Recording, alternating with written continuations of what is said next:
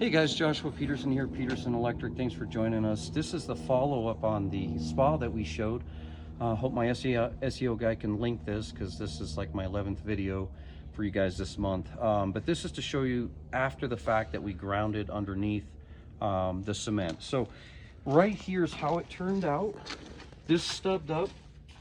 We cut those pipes down and then we were able to flex into the side of the tub. It's got a little bit of flexibility, so if they want to move it, they can.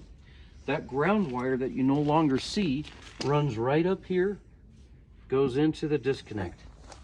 So we have our house equipment grounding conductor, we have our grounding conductor going to the hot tub, and then we have our grounding, which is almost kind of like a UFER in my opinion, but it's not. It's just an equal potential ground that bonds everything the same. So that means that this cement, there is no different potential between here and the water, okay? Very important. Wiring up this spa, this is a typical spa, 50 to 60 amp at a 4-wire. When you're making sure your spa is connected, you want to check your grounds on your motors. Make sure, first of all, that they actually grounded the motors.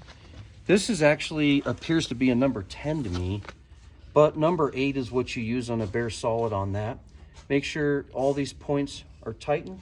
Now this ground actually bonds to this here, the heater.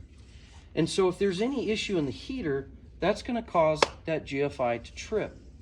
Because even at 0.07 milliamps or 0.04, you could electrocute yourself and die pretty quickly in such a big body of water.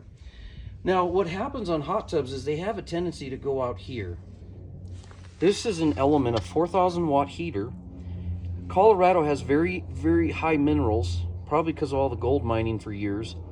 But that water coming into our house is super hard, so it affects your washer machine. You can taste it in the water. But most of all, it rots these grommets that insulate this heater to not trip. 50% of the time after a 10-year-old tub, you're going to be wondering if that heater is going to be tripping because of that. The other issue, the reason why that GFI can trip is if they overfill the tub or get too many people in it. Somehow it can flood the ozonator on the newer tubs. And the other thing is it could just be the GFI freaking out and it's having a hard time. Remind you that a lot of these GFI receptacles or devices are sitting outside all the time in the hot and the cold. And in Colorado, when we have springtime, we can hit like an 80-degree day next Thursday and then all of a sudden get another snow, and by 2 days later we're down to 20 degrees again. When you get a fluctuation of 60 to 80 degrees and a bunch of plastic and material inside there, it can have a tendency to want to just freak out. Normally though, with a GFI receptacle or, excuse me, a breaker, you're going to know right away that that thing is going to be tripping. And so you do have a way, because you can hit this, and the layman way is to hit the button. Okay, you're supposed to do this every 30 days as a hot tub owner. Who has time for that? The common sense is you drain your hot tub twice a year and just check it. Pump it in the on position and trip it. Prime it twice. If it keeps tripping, don't keep playing with it because you have a fault. Sometimes the GFI's very rare, but they can actually die in a closed position and not even be working. This is why you have a trip button right here. Now this is just a little dead front cover. You got to make sure you have this at all times. And you keep this on at all times for the kiddos so they don't put their fingers in there, okay? And once that's on and you lock that, you can put the date that that was wired, and then you know how long that GFI is going to last you, okay? So again, that spa disconnect, no closer than 5 foot, no further than 50 feet within sight, and no obstruction. But yeah, so we wanted to do a little bit of an underground here because we like the idea of not tripping on it. And you know, this one I wish I could have got a little bit closer, but the thing is that if you get too close, then you can offset their tub if they didn't want it there, and then you have to cut it off, and then it was no purpose at all. But keep in mind, guys, last thing is, like I told you, these covers sit out about 2 foot. This one's actually probably the most narrow I've seen with these new jack arms. So this one actually only sits out about 12 inches. But if you had a fence here and a barrier, that's going to cause you a little bit of problem there.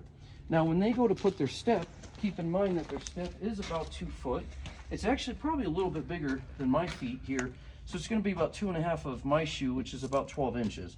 So keep in mind, you got to have a distance there before you fill it that your step's going to fit in. You also want to maintain a bit of a 30-inch clearance. This is a little tight. I can get in here. But if you got a hot tub spa repair guy that's 300 pounds, it's kind of hard for him to get in here and work on this. Either way around it, sometimes people decide to put their decks right up to the side of the tub. If you're going to do that, you still have to have a way to take either 2 doors off or 1 door off here. But you have to have a 30-inch clearance minimum to get in to get those pumps and motors off. Maybe you want 36 inches. But that means you're supporting that wood so you can pull it in and out. One time we did a hot swim spa that had a whole walk around. And when the guy poured the cement, I needed them to be 36 inches. So before they formed it up, we were actually there to tell them that.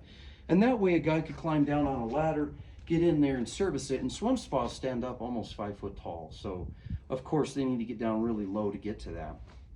All right, guys, well, thanks for joining us. Hit your subscribe button if you like this, and hopefully that helped you out. If you need any estimates on a spa, just give us a call. Thanks.